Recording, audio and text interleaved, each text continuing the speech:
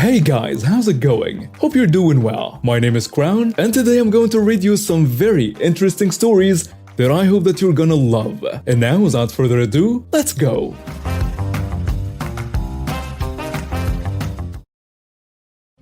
A good friend of mine has about 4 years ago inherited the house of his grandparents. He decided to live there for the time being till he has decided what to do with the house. He grew up in it, so he did not really want to sell it.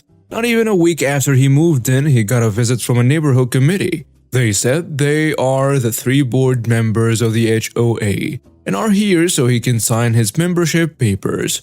They were extremely nosy and rude. For example, one tried to get into the garage without so much as asking. When he stopped him and asked him where he wanted to go, he had the audacity to say, "I need to check your garage to see if everything there is in order. I have a right to do this weekly, and denying me access is an offense that will cost a fine." He then had enough of their audacity and kicked him out of the house. While doing so, one of the board members shoved some papers into his face and told him he needed to sign this right now. He would live there a week already, and these papers had to be signed before moving in. Once they were gone, he took a look at the papers. They were so ridiculous and gave the HOA rights that were simply unreal. They had, for example, a right to visit your home weekly and check things like if you do not use a garage for storage, if you do not have gasoline in containers in your garage, and same goes for gas. You had to mow your lawn every week. Snow had to be shoveled every 2 hours if it snowed, starting at 5 o'clock in the morning. You could not park more than 1 car on your grounds, except inside the garage, and a ton of other nonsense. A few days later, they came back and asked him why he did not sign the papers yet. They also wanted to check the garage again, but this time he would not even let them in. And he told him he would never become a member of their stupid club. To them, that meant war. Within a week, they had sent him fines worth of $1,000, several of which were for denying them access to his home, each worth $250. My friend simply did not take them seriously and used their stupid letters to help fire his grill. Then came the day where they went extremely too far. He came back and one of the board members had broken into his garage, stood in it, and was writing things down on his notepad. But that was not even the worst part. He had 2 wonderful oak trees in the front of the house. They had been planted by his great-grandparents when they were newlyweds and moved into this house. The HOA was in the process of taking them down. They had called a professional crew for this. One was already so damaged, basically all twigs were already down. It was just a stump that was left. The other one they had just started with, and he then lost it. He told the tree crew to stop right now and explain to them that he was the owner and what they did was highly illegal. They had no idea since the board member claimed that these trees were in violation of the rules, since supposedly too many leaves went to the neighbor's garden. He had told him that there was no legal reason to put them down, but the board member claimed that he had given his okay because the trees were in violation of rules of the HOA. He looked it up later and they actually had a bylaw that if a garden produces more than 1 40-liter sack of leaves within 2 weeks, the garden owner needs to take down the offending trees within 2 weeks. He later called the cops on the board members for trespassing, breaking, and entering. They actually had used a Boltcutter to get into the garage. He had it always closed with a big bike lock after they had tried to get in it twice before. The process must have been glorious. Not only did they have to repay him for the lock and the tree, which was worth a ton of money, north of $50,000 if I remember right, plus damages for the second tree. He had a professional tree person look after it, so all the damage healed properly, which alone cost over $1,000. But these idiots actually thought the trial would have been unfair, and they tried to fight it, which probably cost them an additional $10 to $15,000 in lawyers and court costs. All in all, this trial must have cost him over $120,000. Then he went to yet another civil court and sued him for emotional damage. He told him how much these trees meant to him since his great-grandparents had planted them, seeds from the home country. He really laid it on as thick as he could. Plus, he felt threatened by the HOA and can hardly sleep because, well, he always fears they will try to get into his house. The court actually bought it and gave him $500K plus the costs for a state-of-the-art alarm system, so he can feel safe again in his own home. So, put all together, he cost the HOA nearly $750K. They had to file for bankruptcy and get a person to check the books so my friend will get his money. The best part is the last one though. The mediator found out that these three jerks have been defrauding the HOA for well over 10 years and were giving out as many fines as they possibly could so they could use it to bolster their income. All three had to sell their houses so they could pay out my friend. Now he's for most people one of the favorite people living there and he constantly gets invited over for grilling and whatnot. You see, most people never wanted the HOA in the first place, but the board member practically forced him to sign the contract, claiming it would not be optional. And if they did not sign before moving in, it would be a $500 fine. Only 6 of the over 50 members actually wanted this HOA, and people think they did get part of the action as reward for spying out their neighbors to find violations. I have the perfect story for you, but first, let me introduce myself. My name is Sarah, and I'm a college student in my early 20s. I love socializing with people, going out with my friends, and doing things that make me happy. One day, my world was turned upside down by a person who tried to ruin my life. This is my story of how I got my pro-revenge. It all started on a sunny day in June, when I met this girl named Lisa. We had a mutual friend and hit it off instantly. Lisa and I started hanging out and having a lot of fun. But little did I know that she was jealous of me and she would do anything to bring me down. One day we were all at a party and Lisa overheard me talking about my plans to travel to Europe the following month. She immediately got jealous and started saying how she wished she could afford to travel too.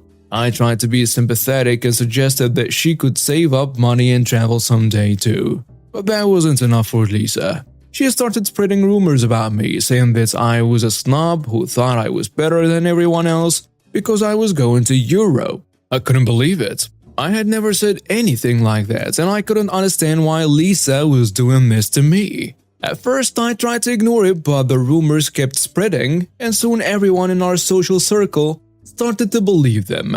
People started treating me differently, and I felt like an outcast. I knew I had to do something, so I confronted Lisa about the rumors. Lisa, I need to talk to you. Why are you spreading these rumors about me? I asked her. What rumors? Lisa said, pretending like she didn't know what I was talking about. You know exactly what I was talking about, Lisa.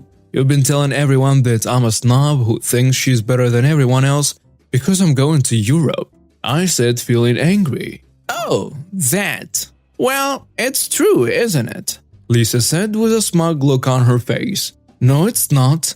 I never said anything like that. Well, I heard you say it. Lisa said, shrugging her shoulders. That's not true, Lisa, and you know it. Why are you doing this to me? I don't know. I guess I just don't like you. And that's when I knew that Lisa was a toxic person who didn't deserve to be my friend. So I decided to cut ties with her and focus on my own happiness. But Lisa wasn't done with me yet.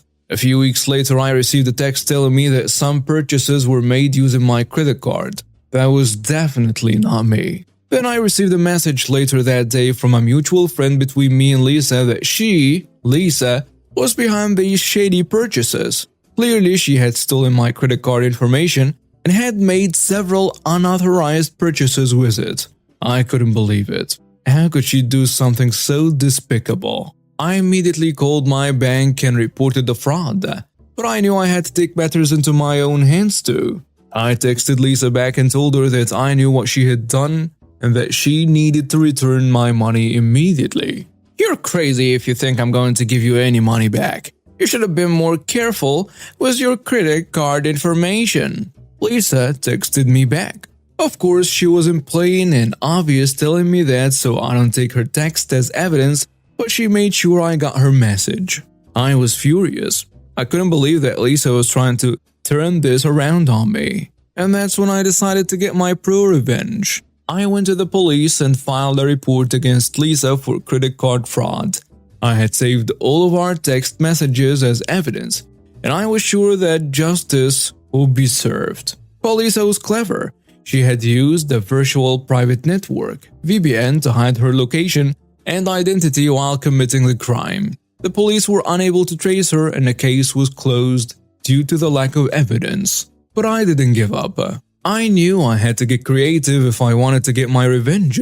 I started by spreading the word about what Lisa had done. I told all of our mutual friends and acquaintances about the fraud, warning them to be careful around her. I also posted about it on social media, making sure that everyone knew what kind of person Lisa really was. Lisa was furious. She started sending me threatening messages, telling me to stop talking about her, but I didn't back down. I continued to spread the word, and soon Lisa's reputation was in shambles. People started avoiding her and she became an outcast, just like I had been. One day I was out shopping with my friends when Lisa spotted me. She stormed up to me. "I told you to stop talking about me," she yelled. "I have every right to talk about what you did to me," I said calmly. "That's it. I've had enough of you," Lisa said before trying to throw hands. But I was ready for her. I knew how to defend myself. I dodged her punch and then kicked her in the stomach. Lisa fell to the ground gasping for air. She tried to get up, but I kicked her in the shin, making her fall back down again. "I am calling the police," Lisa said, tears streaming down her face. "Go ahead. I have nothing to hide." The police arrived and Lisa tried to tell them that I had attacked her for no reason, but I had witnesses who had seen her try to punch me first. The police arrested Lisa for assault and battery, and she was charged with a misdemeanor. From that day on, Lisa disappeared from my life, and I never heard from her again. I had gotten my pro-revenge, and I had shown her that I wasn't someone she could mess with. I learned a valuable lesson about toxic people and the importance of standing up for yourself. And now, I'm stronger and more confident than ever before. I woke up one morning to a knock on my door. I groggily stumbled out of bed, rubbed my eyes, and answered the door. And to my surprise, I was greeted by a group of people holding clipboards and wearing matching polo shirts. "Good morning, ma'am. We are from the Homeowners Association," said the leader of the group, a middle-aged woman with a stern expression. "We've received complaints about your yard and we need to have a word with you." My heart sank. I had only moved into the neighborhood a few months ago and I was already getting in trouble with the HOA. I knew they could be strict, but I didn't expect them to come knocking on my door before I even finished my morning coffee. Okay, come on in," I said, opening the door wider and gesturing for them to enter. The group got into my living room and took a seat on my couch. The leader of the group introduced herself as Karen, a fake name, and proceeded to pull out a stack of papers from her clipboard. "Miss Johnson, we have received several complaints about your front yard. It seems you haven't been following the guidelines outlined in our community bylaws," Karen said. "I'm sorry, I didn't know there were specific guidelines for my yard," I said, feeling embarrassed. "Well, there are. We expect our residents to follow them," she said before launching into a long list of rules and regulations for my yard. From the type of grass I was allowed to plant to the height of my hedges. As she spoke, I couldn't help but feel like I was being scolded like a child. I had always been a free spirit, and the idea of being told what to do with my own property made me feel trapped. "I understand the rules, but I feel like some of them are a bit excessive," I said, trying to reason with her. "I'm sorry you feel that way, Miss Johnson, but these rules are in place to ensure the atheistic integrity of our community," Karen said, not budging an inch. I could tell this conversation wasn't going to go anywhere, so I thanked them for their time and showed them out. As I closed the door, I let out a deep sigh. I knew I had to do something about my yard, but I didn't want to conform to the HOA's strict guidelines. I had always been a bit of a rebel. Growing up, I was the type of kid who would dye her hair bright pink and wear mismatched clothes just to stand out. My parents were always supportive of my individuality, and they encouraged me to express myself however I wanted. But after my parents passed away when I was 25, I felt lost. They have been my rock, and without them, I didn't know how to be myself. I bounced around from job to job, never really finding my passion. It wasn't until I moved to this neighborhood that I felt like I could start fresh. As I looked out at my yard, I knew I had a decision to make. I could either conform to the HOA's rules and regulations, or I could stand up for my individuality and do something that felt true to myself. A few weeks went by and I found myself spending every spare moment working on my yard. I planted wild flowers and painted my mailbox bright purple. I even hung a homemade wind chime made out of old spoons and forks on my porch. As I was watering my plants one day, Karen from the HOA came by for an impromptu inspection. She looked around, her eyes scanning every inch of my yard. I could tell she was disapproving of my wild, eclectic style, but I didn't let it bother me. I was proud of my yard, and I wasn't going to let anyone tell me how to express myself. Miss Johnson, I'm afraid your yard is still not up to par with our community standards, Karen said with a condescending tone. I took a deep breath before responding. I understand your concerns, Karen, but I believe that everyone should have the freedom to express themselves, even if it doesn't fit into a strict set of guidelines. She scoffed. Well, that may be true, but not in this community. We have a certain standard to uphold. We can't have residents flaunting the rules. I could feel my blood boiling. Who was she to tell me how to live my life? I knew I had to stand up for myself. Karen, I appreciate your position, but I am not willing to sacrifice my individuality for the sake of conformity. I am willing to work with the HOA to find a compromise that works for everyone, but I will not change who I am to fit into a mold. Karen looked taken aback, clearly not used to residents pushing back against the HOA's authority. She took a moment to compose herself before responding. Very well, Miss Johnson. We will take your request into consideration, but I can't make any promises, Karen said before turning and walking away. I stood there for a moment feeling a mix of pride and anxiety. I had stood up for myself, but I didn't know how the HOA would react. Over the next few weeks, I waited anxiously for the HOA's response. I continued to work on my yard, adding more flowers and even putting up a small birdhouse. I felt like I was creating a space that reflected who I was, and I wasn't willing to give that up. One day I received a letter from the HOA, and I hesitated before opening it, unsure of what it would say. But when I read the contents, I felt a rush of relief.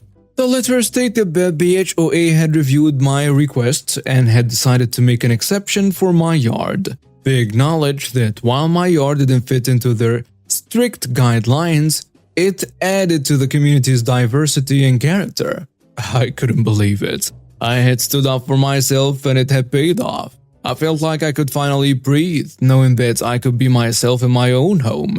As I sat in my yard taking in the beauty of my wild flowers and the sound of my homemade wind chime, I felt like I had finally found my place in the world. I knew that I would always be a bit of a rebel, but that was okay. I had learned that it was possible to be true to yourself while still being a part of a community. From that day on, I continued to live in my own unique way, but I also found ways to connect with my neighbors.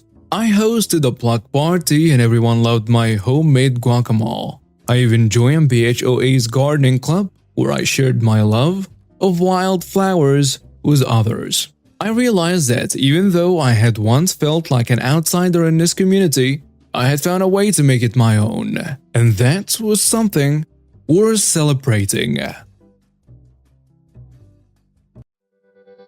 And now we have reached the end of today's stories. Thank you for watching and see you next time.